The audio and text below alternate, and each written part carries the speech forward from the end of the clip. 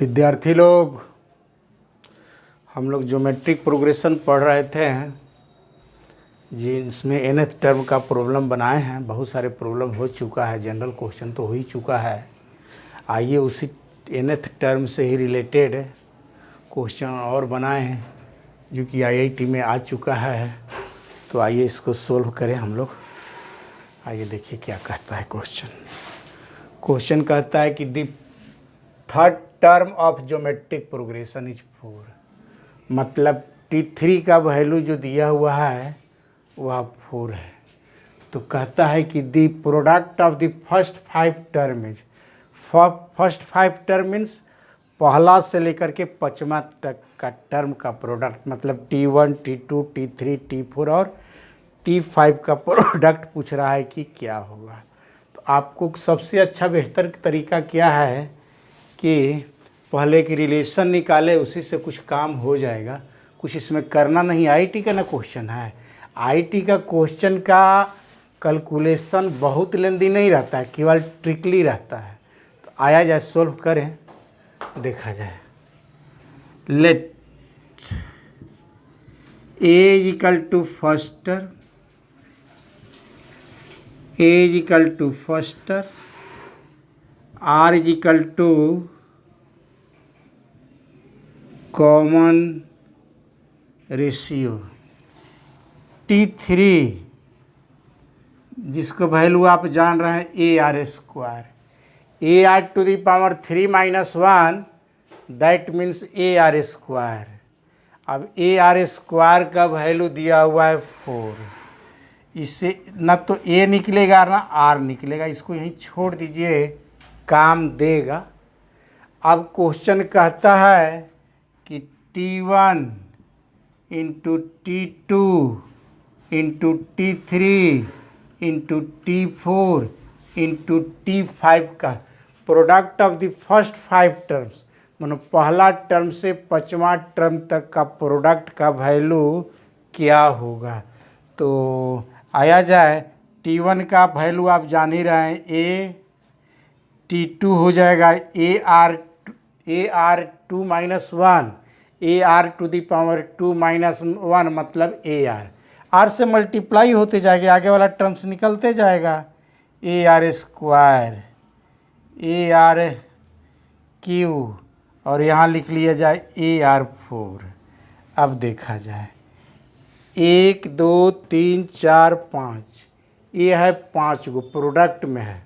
तो A to the power हो जाएगा 5 इंटू R, सभी पावर को ऐड कीजिए, 1 पावर 2 पावर 3 पावर और 4 पावर, 1 3 6 10 हो जाएगा।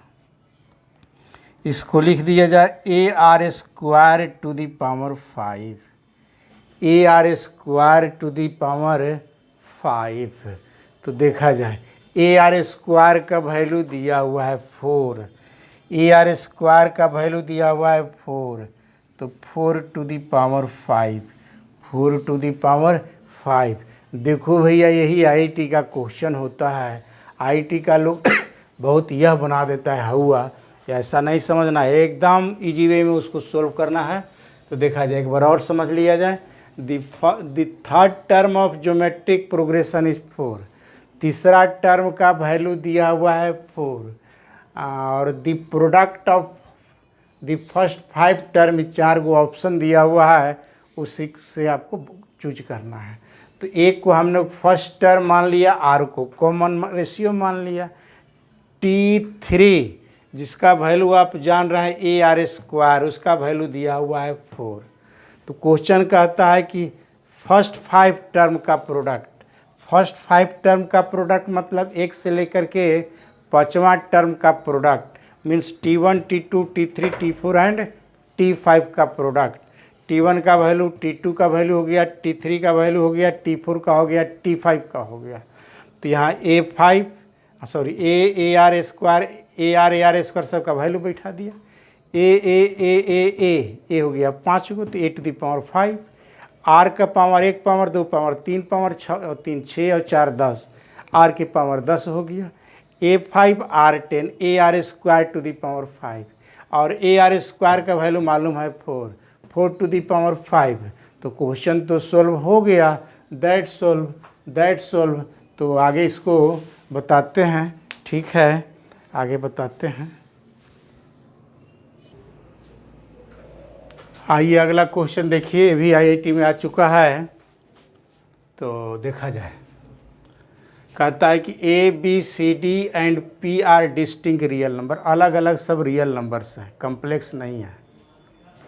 और such that this minus this plus this less than is equal to 0, then पूछता है कि ABCD जो है AP में है, GP में है, HP में है, क्या में है कि AB इजिकल टू CD दिया हुआ है। ये आपको बनाने के बाद पता चलेगा कि कैसा रिलेशन आएगा। तो आया जा सोल्व करें। अब देखिए कैसे सोल्व करेंगे। सो देखिए, आप कोई फार्मूला पर नहीं बैठ रहा है, तो इसका फर्स्ट टर्म, इसका फर्स्ट टर्म और इसका फर्स्ट टर्म को एक ब्रैकेट में लिखिए। देखिए ट्रिक बनाने का देखा जाए, इतना से लेके चल रहे हैं। ए स्क्वायर के साथ इसमें पी स्क्वायर सभी में है, ए स्क्वायर पी स्क्वायर फर्स्ट लिख लिया। यहाँ 2AB पी से सब में गुना होगा, 2AB प्लस बी स्क्वायर, इसको एक ब्रैकेट में रख दीजिए। फिर सेकेंड वाले को एक साथ लिखिए, means B square P square, B square P square, 2BCP minus 2BCP plus C square. फिर थर्ड वाले को सबको एक ब्रैकेट में लिखिए, C square P square, C square P square minus 2CDP plus D square less than is equal to 0। अब देखिए कितना मज़ेदार चीज़ आ गया। ए आ गया फार्मूला पर AP माइनस B का होल स्क्वायर पर। ए स्क्वायर कीजिएगा तो इतना का स्क्वायर, 2AB कीजिएगा तो ये चीज़ आ जाएगा, और B स्क्वायर कीजिएगा तो ये चीज़ आ गया। इसी तरह से इसको देखा जाए, ये आ जाएगा BP माइनस C का होल स्क्वायर, और ये हो जाएगा CP माइनस D का whole square less than is equal to 0। Less than is equal to 0 means या तो 0 से छोटा होगा या 0 के बराबर होगा, 0 से बड़ा नहीं होगा, वही इसका मतलब हो गया। अब देखिए यहाँ 3 टर्म का स्क्वायर का सम है, तो 3 टर्म का स्क्वायर का सम कभी भी 0 से छोटा नहीं हो सकता है। क्यों? चूँकि यदि यह स्क्वायर होगा तो यदि 0 नहीं है तो नेगेटिव ही रहेगा, तो स्क्वायर होगा तो पॉजिटिव हो जाएगा, ये भी पॉजिटिव हो जाएगा, ये भी पॉजिटिव होगा। तो 3 टर्म जो स्क्वायर के रूप में है उसका सम कभी भी 0 से छोटा तो हो नहीं सकता है। ये ऑब्वियस है कि the square of 3 terms never less than 0, never less than 0। Therefore इसका मतलब यह स्पष्ट है कि तीनों का स्क्वायर का सम जो होगा वह जब भी होगा तो 0 के बराबर होगा। क्या होगा? 0 के बराबर होगा। तो यहाँ ये बात समझ लीजिए कि स्क्वायर ऑफ, ऐसे 3 का 4 भी रहेगा, 5 भी रहेगा, या कोई भी रहेगा, square of the sum of square of 3 terms is a never less than 0, never less than 0। इसका मतलब है जब भी होगा तो 0 के बराबर होगा। तो यहाँ या मैथमेटिकली लैंग्वेज में लिखना चाहते हैं तो ऐसे लिख दिया जाए,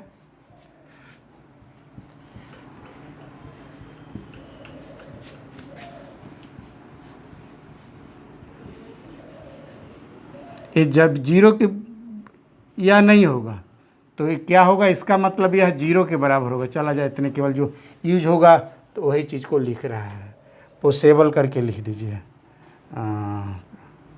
यही पॉसिबल है, इससे ज़्यादा कुछ पॉसिबल हो ही नहीं सकता है।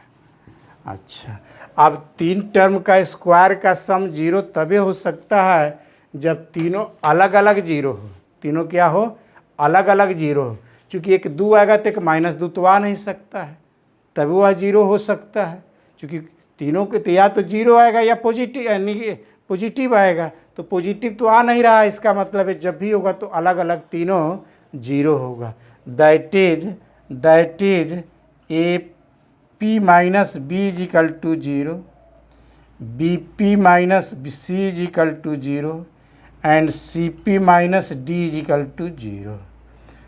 अब इसको बढ़ाते हैं, A P is equal to B हो गया। इसका मतलब पी इज इक्वल टू आप कह सकते हैं B by A, B by A. इसी तरह से यहाँ B P is equal to C हो गया, तो P is equal to C by B कहेंगे। और यहाँ जो है C P is equal to D हो गया, तो P is equal to D by C हो गया, डी बाई सी हो गया। तो देखा जाए B by A is equal to C by B is equal to D by C, इस सभी का वैल्यू पी के बराबर है। अब जीपी में हम लोग पढ़े हैं कि second term by first term, third term by second term, fourth term by third term, सब का रिजल्ट यदि इक्वल आता है तो उसको कॉमन रेशियो आर से इंडिकेट करते हैं। तो यहाँ पी है कॉमन रेशियो समझा जाए।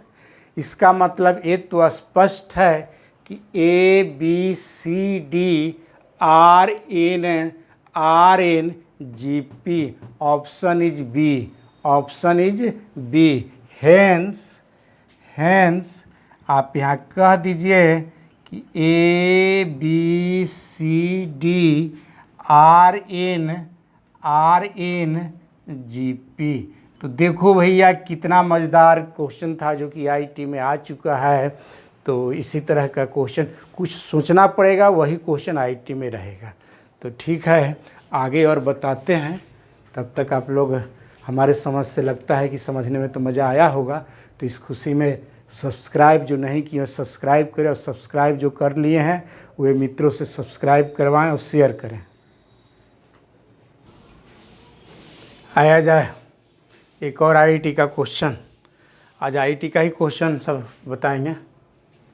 Suppose A B C are in A P, A B C जो ए पी का जो 3 नंबर है वह ए पी में है, and A square B square C square are in G P.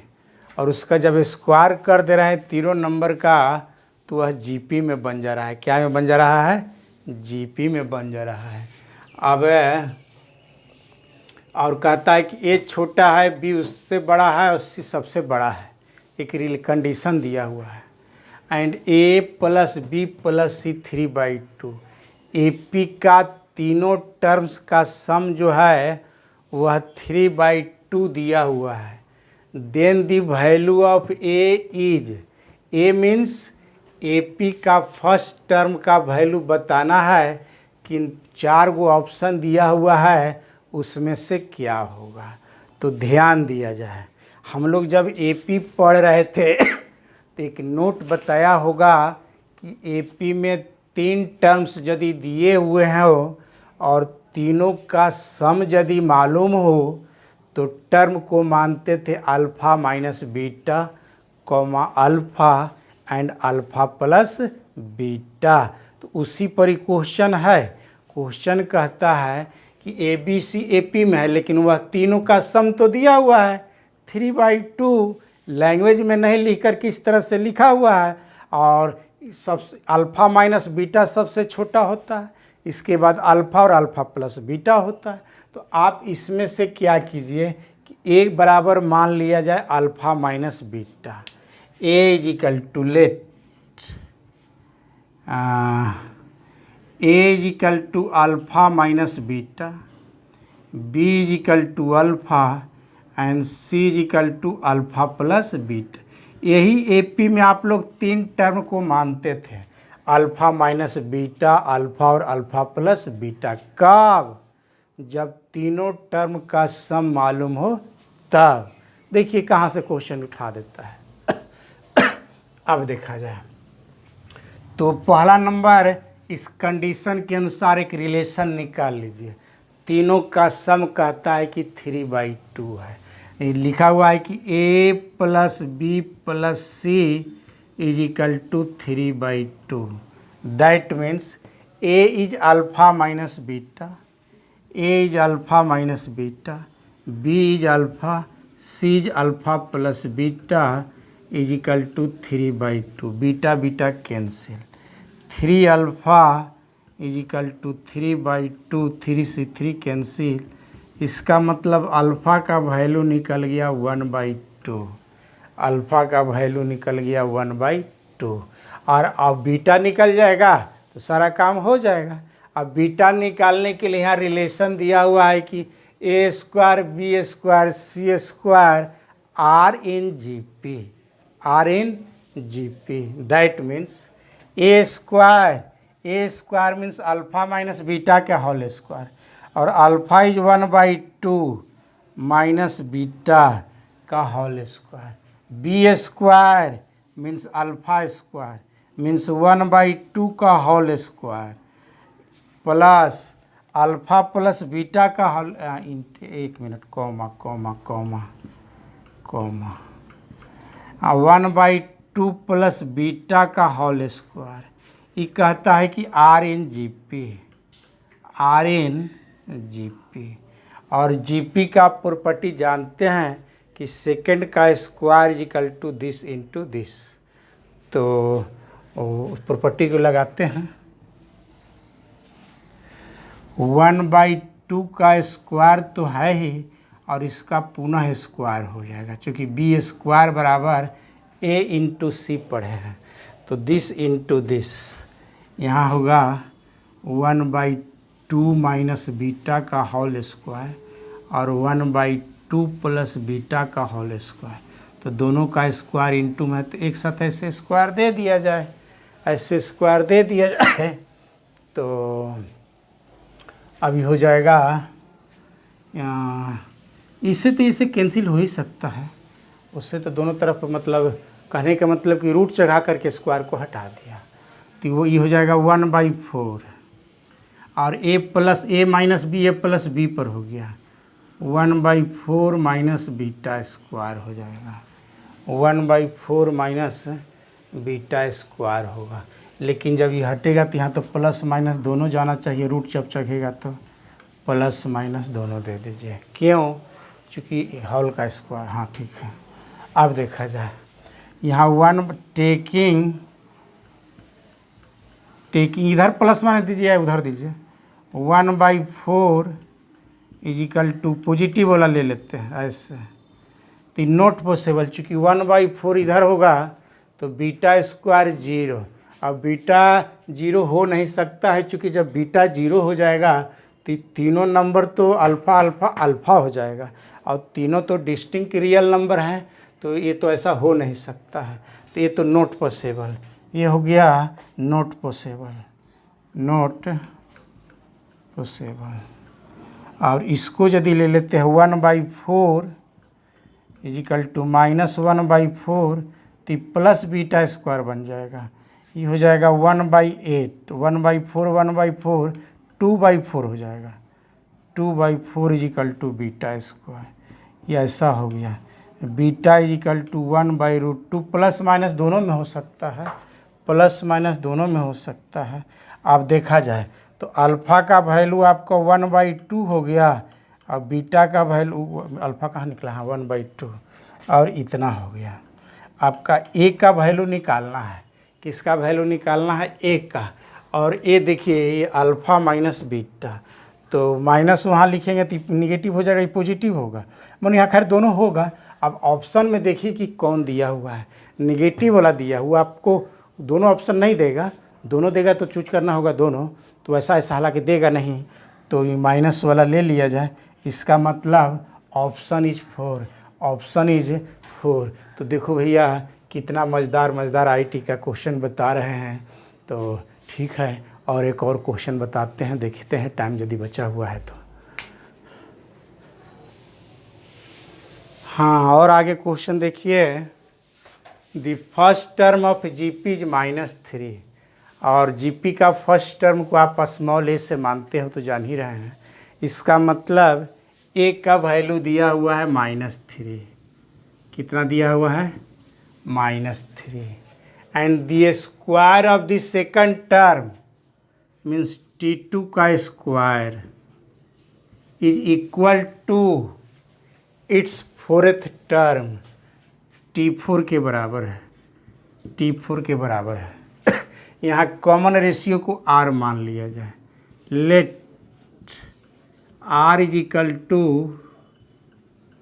Common ratio, और ए जो है फर्स्ट टर्म है। फर्स्ट टर्म ए का वैल्यू दिया हुआ है -3, तो सातवां टर्म का वैल्यू निकालना है। तो ए और आर निकल जाएगा तो सेवेंथ टर्म निकल जाएगा। तो आया जाए T2 का वैल्यू लिखा जाए ए आर, इसका स्क्वायर है तो ए आर स्क्वायर है। T4 is a R Q, यहाँ हो जाएगा A square R square, A R Q, एक ए से एक कटेगा, आर स्क्वायर से आर स्क्वायर कटेगा, एक आर बचेगा। यहाँ एक ए बच गया और यहाँ आर बच गया, और ए का वैल्यू दिया हुआ है -3। इसका मतलब आर भी आ गया आपका -3। अब T7 पूछ रहा है। क्या पूछ रहा है? T7। तो ए आर 7 -1 मतलब 6। दिस इज -3, और यहाँ हो गया -3 to the power 6। That means -3 to the power 7। यही हो गया आंसर, यही हो गया आंसर। तो देखिए कितना इजी वे में क्वेश्चन यह भी बन गया। तो आपको 4 क्वेश्चन बता दिए, चारों क्वेश्चन मज़ेदार बताए हैं। अगले क्लास में बताएंगे कुछ जीपी में 4 टर्म्स दिए हुए रहेंगे, या 3 टर्म्स दिए हुए रहेंगे, या 5 टर्म्स दिए हुए रहेंगे, तो उसका प्रोडक्ट दिया हुआ रहेगा तो किस तरह से मान के बनाएंगे। जैसे एपी में 3-4 टर्म 5 टर्म रहता था, उसका सम दिया हुआ रहता था तो कैसे मानते थे, जस्ट इसके ऊपर एक यूज किए भी थे। तो आइए अब अगले क्लास में हम लोग पढ़ेंगे। ठीक है, थैंक यू, और विशेष लाइक सब्सक्राइब कीजिए।